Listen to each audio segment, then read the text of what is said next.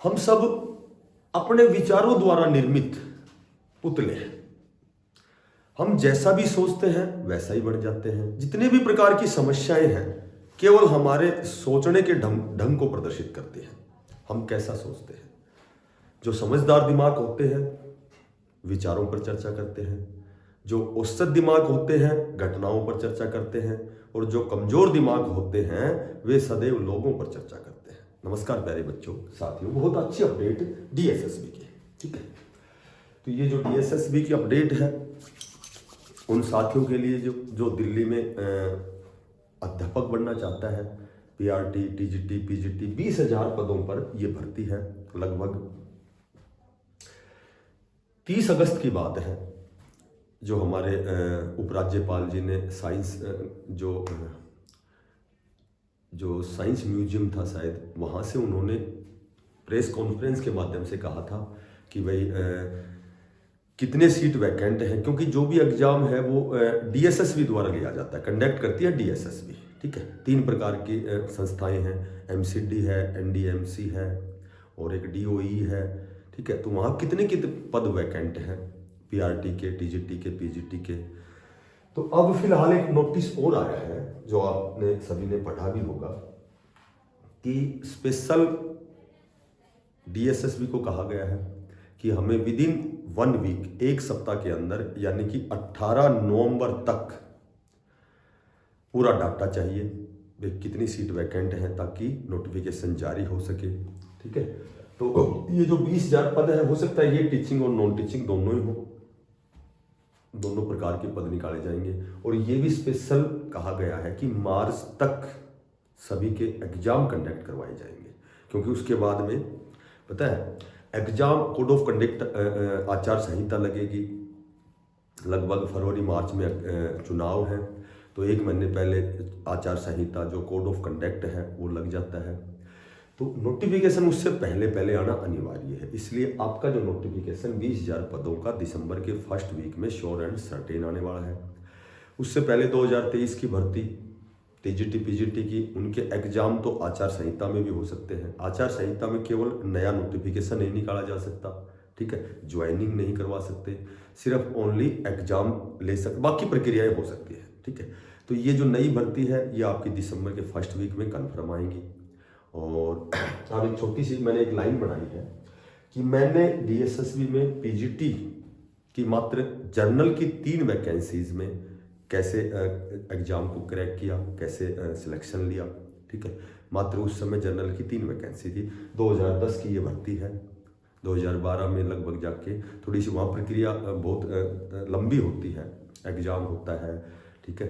फिर उसके बाद में पहले क्या होता था कि पहले एक पेपर जो प्री होता था, ठीक है, वो केवल क्वालिफाई था, लेकिन वो क्वालिफाई था उसमें जितनी भी वैकेंसीज हैं उसका 10 गुना होता था। तो जो 10 गुना में फर्स्ट एग्जाम जो क्लियर करता है 10 गुना में शामिल होता है, ठीक है, उसको सेकंड पेपर के लिए कॉल किया जाता था। अब तो 1 सीटिंग ही, एक दिन में ही एग्जाम होता है, ठीक है। तो मैं आपको बताता हूँ कि आपको कौन सी बुक पढ़नी है, क्योंकि कुछ एक साथियों के कमेंट्स आते हैं भाई जीके के लिए हम कौन सी बुक पढ़ें, मैथ के लिए कौन सी बुक पढ़ें। तो मैं थोड़ा सा अपने बारे में इसलिए बताता हूँ, मैं बताता हूँ आपको कि मेरा इस वीडियो का मकसद, जो ये लाइन लिखने का मकसद केवल एक है कि कई साथी ऐसे हैं जो कहेंगे कि बहुत पढ़ाई छोड़े बहुत दिन हो गए, हम कैसे तैयारी करें, अब किताबों से हमारा मन उठ गया है। तो इस तरह की अनावश्यक बातें होती है। देखो ऐसा है, अभी सीईटी का हरियाणा में एग्जाम होने वाला है, एसटेट का है, सीटेट का है, तो वो एग्जाम अनिवार्य है, क्योंकि ये जो HKRN जो हरियाणा कौशल रोजगार निगम के तहत भी सीईटी और एसटेट वालों को 10 नंबर दिए जाते हैं। तो इस तरह से अब भी जो साथी जिसने पढ़ाई बहुत लंबे समय से छोड़ दी है, और यदि वो एज को क्वालिफाई करता है, तो मैं तो यही कहूँगा कि उसको दोबारा से प्रयासरत होना चाहिए, दोबारा से तैयारी करनी चाहिए। क्योंकि मैंने लगभग 94 में +2 करने के बाद पढ़ाई छोड़ दी थी, ठीक है।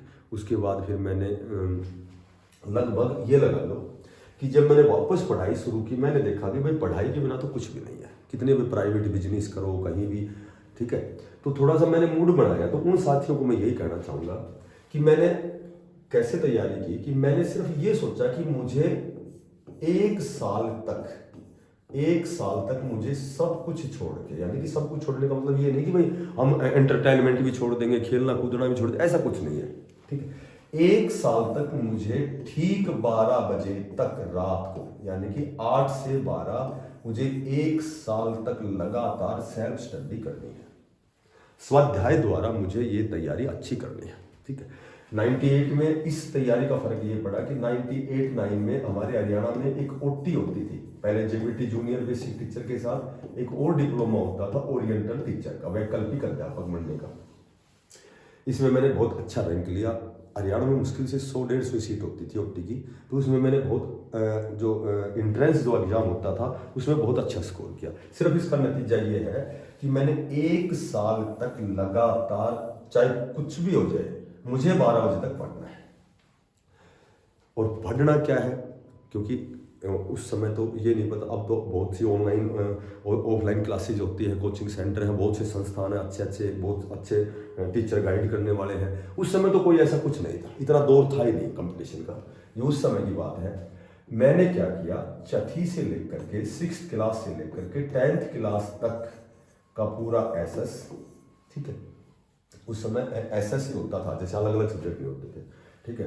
एसएस, साइंस, मैथ, इंग्लिश, तो ये जितने भी सब्जेक्ट थे, मैंने ये सोचा था कि 1 साल में मुझे ये इसके खुद नोट्स बनाने हैं, सारी चीज़ें सीखनी हैं, और अपने हाथ से इन जैसे एक एक क्वेश्चन को मैं अपने हाथों से नोट्स बनाऊंगा, ठीक है। तो ये 1 साल मेरी तैयारी का था। लेकिन तुम्हारे पास चूंकि समय इतना नहीं होता कि 1 साल का समय तो नहीं होता, लेकिन 5-6 महीने तो होते हैं। अब जैसे ये 4 मार्च के महीने, अब कम से कम 3 से 4 महीने हैं। तो अब मैं आपको बताता हूँ कि आपको तैयारी कैसे करनी है। और ये तैयारी मैंने जब मैंने बहुत सालों तक बिल्कुल किताबों से मैं अनटच हो गया था, लेकिन मैंने दोबारा से फिर प्रयास किया कि भाई अब मुझे कुछ न कुछ करके दिखाना है, ठीक है। तो ऐसा आप भी सोच सकते हो। बुक की मैं आपको बात बताऊं कि जीके जो है, जीके की वैसे तो बहुत सी बुक है, टाटा मैकग्रा हिल है, यूनिक है, स्पेक्ट्रम है, ठीक है, और भी अरिहंत बहुत सी बुक है। लेकिन जीके के लिए आपको कोई भी एक बुक लेनी है और उस बुक को पहले पेज से आखिरी पेज तक पढ़ना है। वो बुक कोई भी हो सकती है, ठीक है, पार्टिकुलर कोई बुक नहीं होती है। यदि आपने फर्स्ट पेज से लास्ट पेज तक पूरी बुक पढ़ ली है, इसका मतलब आपकी 80% जीके क्लियर है। और डीएसएसबी की मैं बात करूं, Delhi subordinate service selection board की यदि मैं बात करूं, तो इसमें जीके बहुत अच्छे स्तर की आती है। तो इसमें यदि आपने 70 से 80% कवर कर दिया जीके को, तो आपने बहुत ही ज़्यादा, आपका अचीवमेंट जो है वो, आपका प्रयास बहुत अच्छा है। तो कोई भी एक बुक आप पढ़े, या फिर मैं आपको बताता हूँ, एक प्रतियोगिता साहित्य है के नाम से, ठीक है, एक प्रतियोगिता साहित्य के नाम से 2 वॉल्यूम आते हैं साल में। एक तो आता है जनवरी में और एक आता है जुलाई में।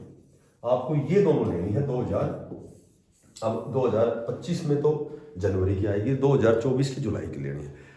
ये बिल्कुल पर्याप्त है, इसको इनफ कह सकते हैं हम, इसको पर्याप्त कह सकते हैं। ये बुक आपके लिए पर्याप्त है, ठीक है। अब मैं कहूँ कि एनसीईआरटी की 6ठी से 10वीं तक पढ़ो ना, इतना समय नहीं है। आपको ये दोनों बुक कंठस्थ करनी है, वो मोटी बात ये है, ठीक है।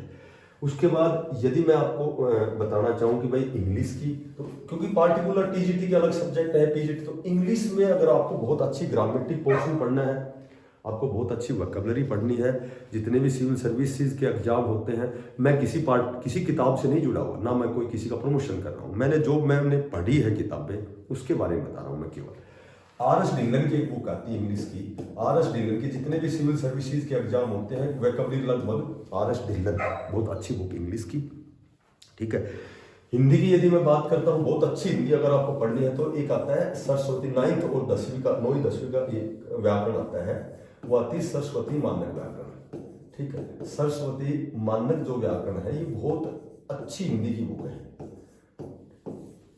सरस्वती मानक व्याकरण। उसके बाद बात करें मैथ रीजनिंग की, तो मैथ रीजनिंग तो आपको ज़्यादा से ज़्यादा प्रैक्टिस करनी है। किसी एक अध्यापक को चूज करें आप, उसी के सानिध्य में आप मैथ रीजनिंग बहुत अच्छी तैयार कर सकते हो, ठीक है। तो लगभग जिस साथी ने बहुत दिन से पढ़ाई छोड़ दी है, यदि वो चाहे तो समय निकाल करके तैयारी कर सकता है, आराम से तैयारी कर सकता है।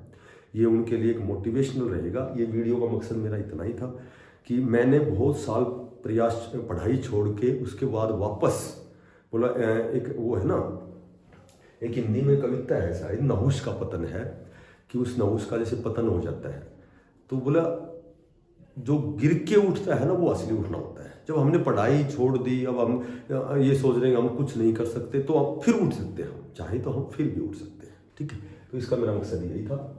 और देखो जब भी समय मिलता है तो मेरी क्लासेज होती है इसी चैनल पे, ये आपका अपना चैनल है। प्लेलिस्ट में आपको CET और एस्टेट के नाम से एक प्लेलिस्ट बना रखी है मैंने, 48 कितनी पता नहीं कितनी क्लास है, ध्यान नहीं है मेरे। उसमें आपको हरियाणा जीके मिलेगी, इंडियन जीके मिलेगी, कंप्यूटर मिलेगा, मैथ, रीजनिंग और हिंदी मिलेगी, मैराथन क्लासेज भी मिलेंगी। मैथ की 3 क्लासों में मैंने कंप्लीट 24 टॉपिक मैथ के करवा रखे हैं। हिंदी की मैराथन फिलहाल चल रही है, और बाकी टॉपिक वाइज भी चलता है जब भी जितना समय मिलता है, तो आप उनको पढ़ के देखना। इसके डिस्क्रिप्शन में टेलीग्राम का लिंक है, ज्वाइन करना। जब भी कोई नई अपडेट आएगी फिर आपके साथ रूबरू होऊंगा, फिर आपको बहुत सी सारी जानकारी बिल्कुल एक्यूरेसी के साथ। और तब तक के लिए बेस्ट ऑफ लक, धन्यवाद।